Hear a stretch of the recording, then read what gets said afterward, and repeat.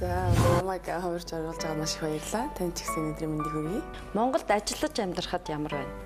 Анх ирэхэд бол хэцүү байсан. Тийм төрөө дудааг байж нэлээд хэдэн одоо шоу энэ төрд ороод тий кинонд хүртэл тоглолцлоо. Ер нь урдныхаасаа миний амьдрал бол хамаагүй сонирхолтой болсон гэх юм уу да. Дарах охины дүр тий нэлээд ойлгохаа тийм охины дүр тоглосон. Тэгээд миний характер ч бол нэлээд юм шулуун шудрах тийм байхгүй юу? Ер нь гэр бүлээ хэдэн хүүхэдтэй байхаар төлөвлөж байна вэ? Ер нь бол 5. Ямар их юм бэ?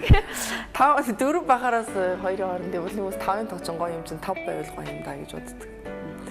Би яа гэжсэн ганцаараа айлын ганц. Гэхдээ би ирэх биш. Бигээд агаад өссөн. Би багасаа дуулах дуртай байхад намайг хинж авч хилцдэг байсан. Багадаа жоох юм бүдүүн хэрнээ юм солонгорсон хоолойтой байсан л да. Миний шкаунд бол ягаан хувцас л их байдгүй.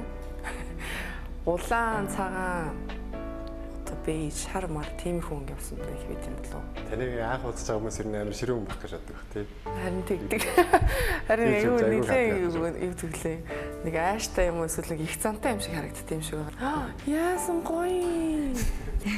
За ингээд хаачлбар хүрэгт. Миний зургийг харж ирсэн юм уу тий? Энэ зургийг бид нэр төрүүлж хараад одоо гоё. Пүүх.